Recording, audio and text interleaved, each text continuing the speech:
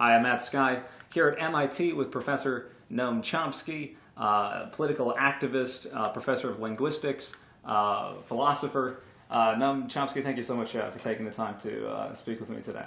Glad to be with you. I just want to get into some of the recent things happening that are hitting the news. Right now we have a new pope. I don't know if that's a big thing for you or if it's interesting at all, but it seems like... some interest. So if you read the New York Times report this morning, of course, a couple of pages on the Pope, at the bottom of one column, it quotes the mothers of the plaza, the Argentine mothers who've been trying to gain some attention to the tens of thousands who were tortured and murdered. Mm-hmm. And it mentions that he was, they're not happy about the appointment. They said his role was in protecting priests and objecting to the atrocities was minimal at best. And it's kind of a widespread problem with the Catholic Church right now in general, right? It's a mixture. I mean, a lot of the Catholic Church was in the forefront of defense of rights and liberties, but those people were mostly slaughtered.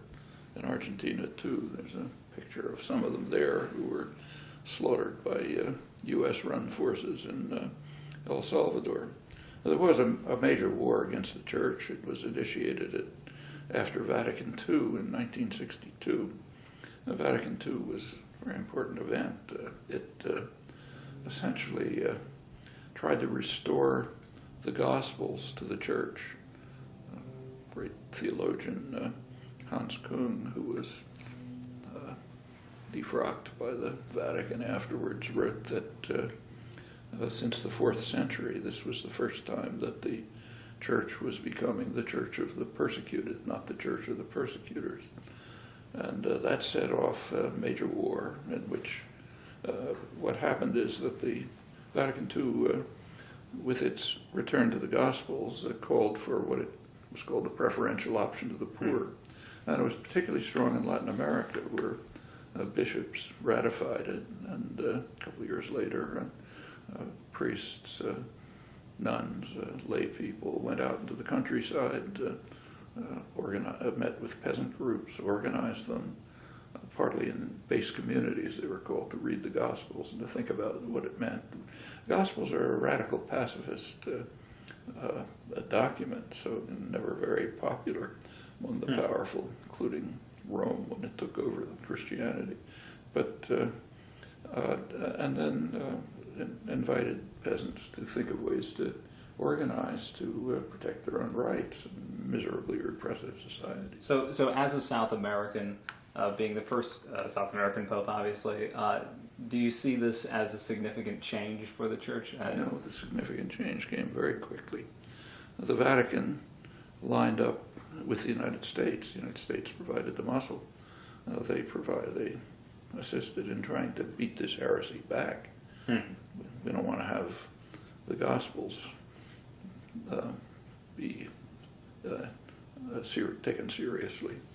And there's a whole long, bloody list of religious martyrs that follows, many of them killed by the United States and its allies, most of them, in fact. Well, the Vatican, on the side, tried to eliminate prominent liberation theologians, this was called, tried to eliminate them in one way or another. And there's no big secret about who was responsible. The U.S. Army takes credit for it openly. The School of the Americas, which trains Latin American officers, killers mostly, in its talking points, its advertising points, says proudly that the U.S. Army helped defeat liberation theology. That did. Plenty of bloodshed behind it.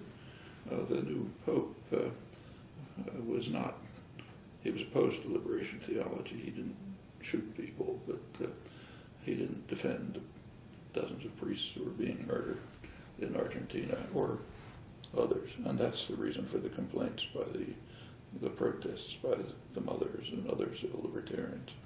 And just now that we're on South America, obviously this seems like a region undergoing a lot of change.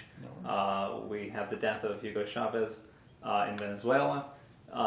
What do you see as the future of that country right now? I mean, That's a pretty big deal that he's dead right now. Well, Venezuela's one part of what has been a much broader change all over Latin America. Chavez played a role in it. Of course, for Venezuela itself, he had a significant role, but he also was significant in helping to bring about some form of unification of the hemisphere and move towards freeing themselves from imperial control. But he was not the only one. It's happened in most of the countries, and it's dramatic. The past 10 years have seen a change of absolutely historic significance. I mean, if you go back to the conquistadors 500 years ago, since then Latin America's pretty much been enthralled to Western force, United States in more recent times. Now it's pretty much free. Well, what will his legacy be? Will it be more that of being an oppressor or one of being a liberator? I mean, because you have such a bizarre, I thought it was so interesting to look at some of the pictures of the funeral. You had Jesse Jackson there, you had Sean Penn, and then you have Ahmadinejad. You have this incredible range of people from all. That's the way it's presented here. Yeah. You also had the president of Brazil, the president of Chile, very right-wing, president of Colombia, also very right-wing, all there. In fact, most of Latin America was there. In fact, about the only countries in the hemisphere missing were the United States and Canada. The president of Mexico was there, also conservative. And all of this is, whatever one thinks about him, it's in recognition of the role that he played in carrying forward this historic liberation of Latin America. Is it fair to say that he was a damaging figure, though? It's certainly destructive to the rich oligarchy, to U.S. power, and he had harmful effects in other ways. I mean, by no means like press freedoms, there were questions about his ability. That's a bit of a joke. There's a strong opposition press, bitterly attacking him all the time. There's much more of an opposition press than there is in most of Latin America. That's mostly written, though, right? I mean, my understanding was that it was mostly the written press that was free, but the TV channels were increasingly stricter. Global Vision, which is cable TV, had a huge audience. It was very anti-Chavez. I mean, he was criticized for some. There is some repression of the press, but it's mostly kind of verbal intimidation. And so there was one channel, RCTV, that's the famous case. And that one was shut down, right? Which was shut down. Actually, it wasn't shut down. It was moved over to cable. That's not considered a huge punishment in most of the world. And it continued to function. And I was asked about it at the time. I said I agreed that it was the wrong thing to do and that it couldn't happen in the United States. But I added something which prevented my comment from being published. I said it couldn't happen in the United States because if, say, CBS had done anything like what RCTV had done, you wouldn't wait a couple of years for their license to be shifted to cable because the managers and owners would have been lined up before a firing squad and shot. I mean, they supported the overthrow of the government, a coup that overthrew the government. They helped the coup, and I suppose that happened here. So you're saying if a major network was opposing U.S. policy in the same way, you would see it topple? Suppose that there was a military coup in the United States, which threw out the government, kidnapped the president, disbanded Congress, disbanded the Supreme Court, in fact, all institutions. I suppose that CBS was helping it out all along and applauding it. And then it was overturned by popular uprising. What would have happened to CBS? Okay. That's why I say I agree that it couldn't have happened here. Right. Because it wouldn't have arisen, because they'd have been killed right away. I don't want to make it sound as if there's... In fact, I've personally been involved, maybe more than almost anyone else, in protesting some human rights violations, which I think were pretty serious. However, on the overall, it's hard to deny the positive aspects of his legacy. I mean, if you read, say, to its credit, the New York Times ran an op-ed by Lula, the most influential figure in South America. And take a look at it. He strongly supported Chavez, not uncritically, but it's quite a laudatory description. Poverty was very sharply reduced. Literacy increased sharply. Health benefits were extended to much of the population. It's charged here regularly that Venezuela had a very low growth rate under Chavez, and then say, well, with all that oil income, it must have been terrible. But take a closer look. The coup, first there was the coup, of course harmed the economy. Then there was a capital strike. The oil industry, which was private, was shut down by, it's called here a labor strike. It's actually the technicians and the owners. It was a capital strike, which blocked oil export. There was huge capital flight from the country. After Chavez finally took over the oil industry, if you count economic growth since then, it's quite respectable. You could say it could be better. There's plenty of inefficiency. There's a lot of crime, a lot of corruption. There's kind of a Chaldeist element to it, which I don't like. But there were positive aspects. You can see it in the reactions. He's enormous support among the poor majority. But do you think if they had a more open leader or a different type of leader that might be supportive, that Chavez is just kind of what they know, so that's why they support him? They know a lot. They've lived through dictatorships, formal democracies in which they were totally repressed. This is the first government, everyone concedes, that gave the population a sense of empowerment, that there's a government for them. In fact, if you look at there are polls, they don't get reported here, but there's a very respected polling agency in Chile, Latino Barometro, and they do regular polls on popular attitudes throughout Latin America. They're quite serious on measures like support for democracy or support for the government or happiness, things like that. Venezuela's ranked quite high under Chavez. It's not insignificant. You and I can think what we want. The important thing is what Venezuelans think. And a lot of them hate him with a passion, including some. But it's a dangerous thing to hate. I guess not at this point, but it would be a dangerous thing to hate him as he was in power, right? I mean, it wouldn't be a dangerous thing. Nothing happened to you. There was like Judge Afuni. Yeah. That's the case I've worked on for a couple of years. Yes, there are a couple of cases I've been very much involved in it. But for the most part, opposition is pretty free and open. It's not like the U.S. domains where people get slaughtered. It's not like that painting you can see over there if you look behind it, which is about El Salvador. It's given to me by a Jesuit priest, depicts the murder of the archbishop while he was reading Mass. That's the beginning of the decade of the 80s, the Reagan decade. Then the end of the decade, 1989, depicts 6 leading Latin American intellectuals, Jesuit priests, and their housekeeper and daughter.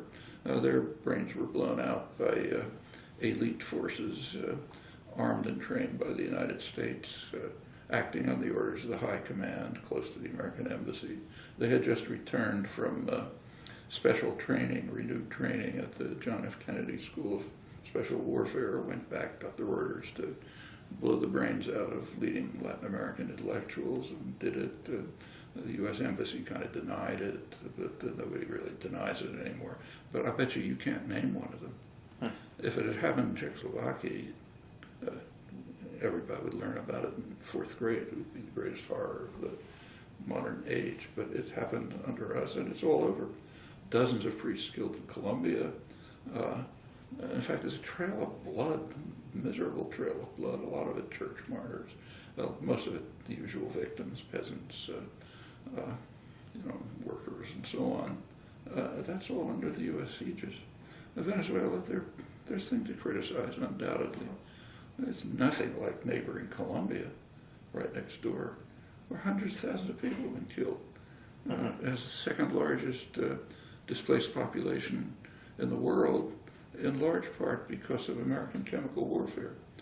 It's called defumigation, but in fact it destroys crops and I've been there a number of times, and it's sometimes you go to the south and you can't even go into the countryside because it's too dangerous.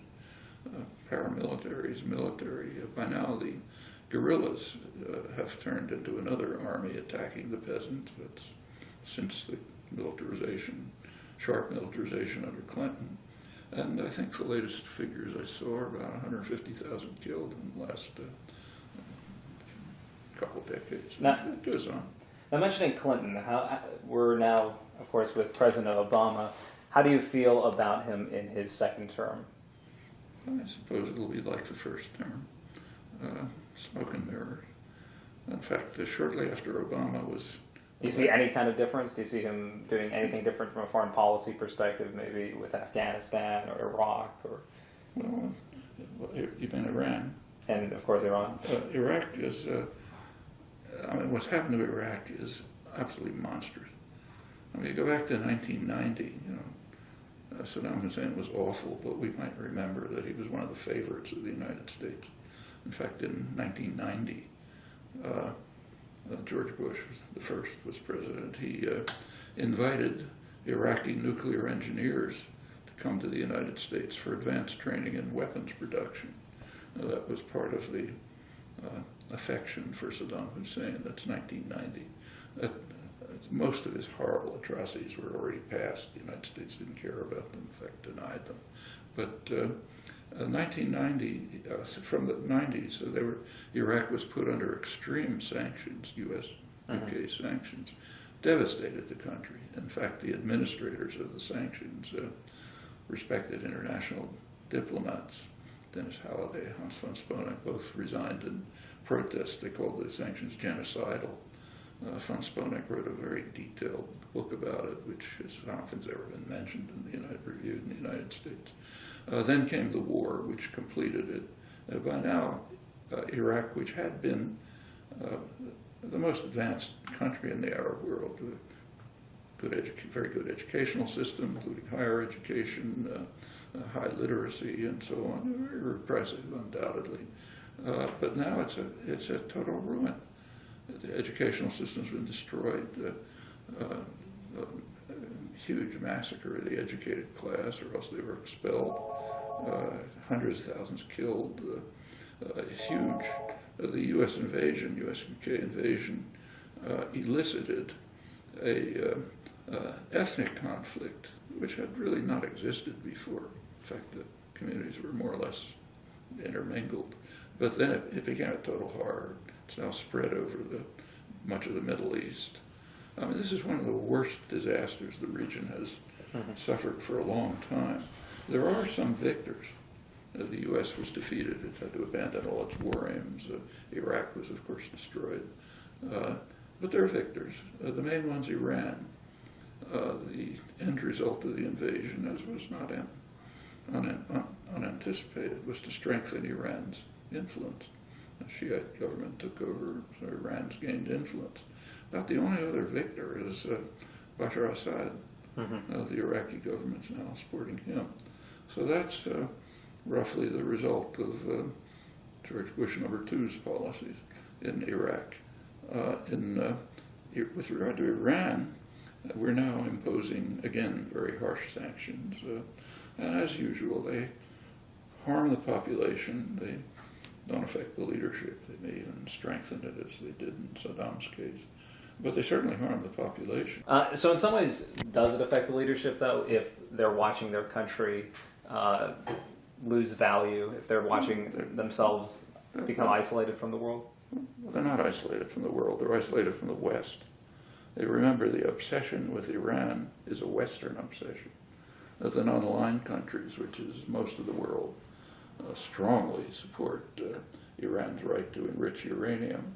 The Arab world, which is right next door, there's plenty of polls of the Arab world taken by leading U.S. polling agencies. We know what people think. They don't like Iran. Hostilities go back a long time. They dislike Iran, but they don't regard it as a threat. Is it a fair assessment to say that a nuclear Iran would be a threat, though? That would be something, that if they had an actual weapon, that would be something we would prefer not to see? nowhere near as much of a threat as another country right nearby that has a couple hundred nuclear weapons.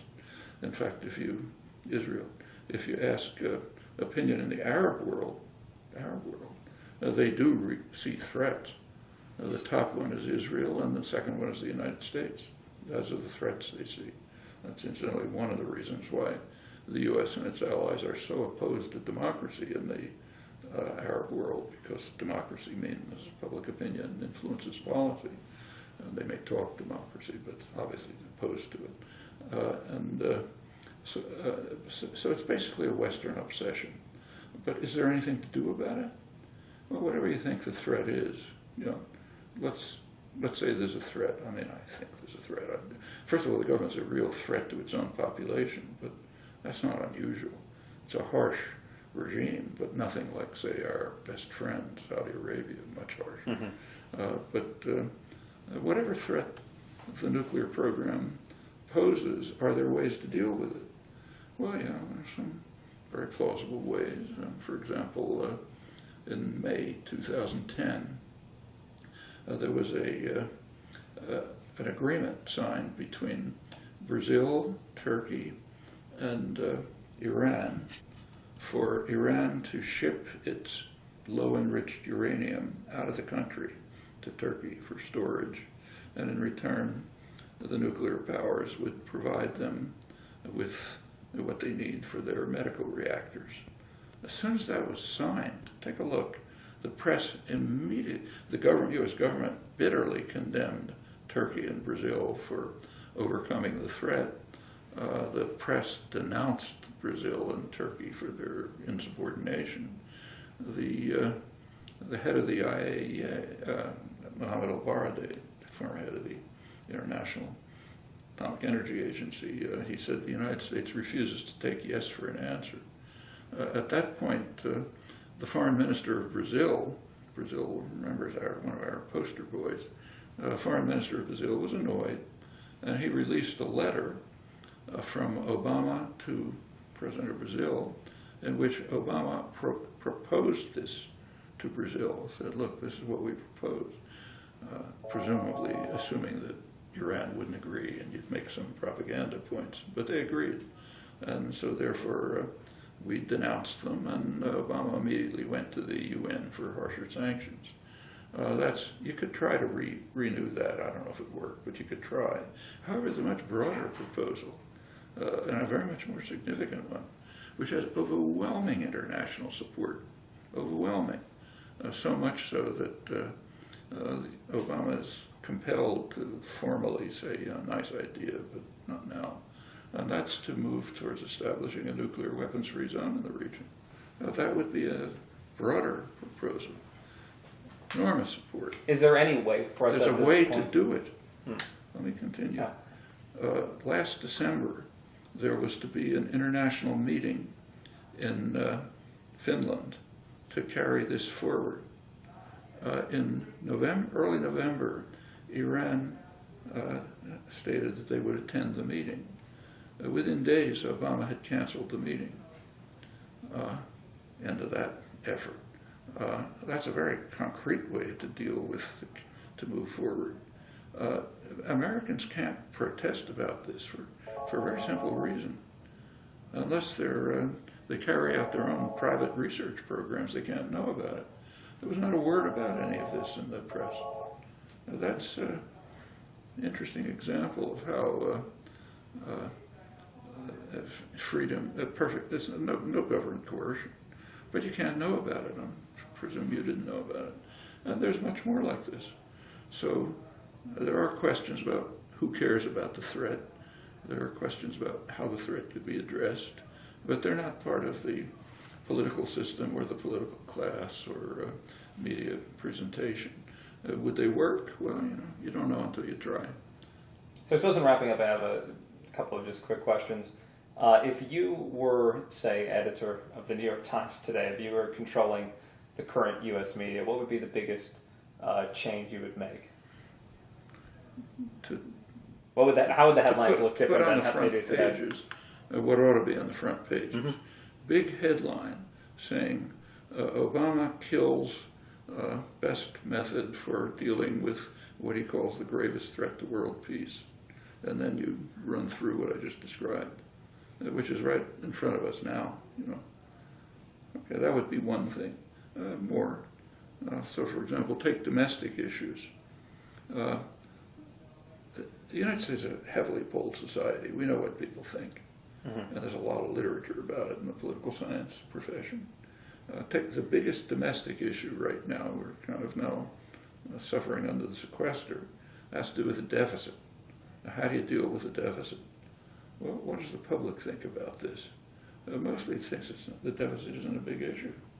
The public thinks the major issue is jobs, which requires stimulus, which in fact requires a bigger deficit, because that's the stimulus. They don't feel that the deficit is much of an issue. And they're not alone. Like most of the business press agrees with that. They think, yeah, now's the time to push the accelerator. We'll worry about the brake later. Well, who cares about it? The banks, the investment firms, the very wealthy. So therefore, that's the issue. Doesn't matter what the public thinks. In fact, there was just a study that came out a couple of days ago by well-known political scientist Ben Page, Northwestern, just looking at the polls in more detail and finding out, he repeated what everyone who looks at polls knows, that for the public, overwhelmingly, the issue is jobs, not the deficit. And then he stratified the responses by wealth. It turns out the wealthy think the deficit is the issue. You go down the wealth level, most of the population thinks it's jobs. Well, that tells you something about how democracy works. That ought to be a front page story. And we can continue. And just my last question. So we have President Obama, he's in his final term. What would he need to do to get a Noam Chomsky approved legacy? What would be the biggest thing? These are a couple of examples. He could use his power as president. He could have used his power as president to push through a much better health plan than he did. I mean, for example, more comprehensive than look, I mean, at the time when it was pushed through, it's better than what existed before. It's a slight improvement. But one possibility was to allow a public option, just choice.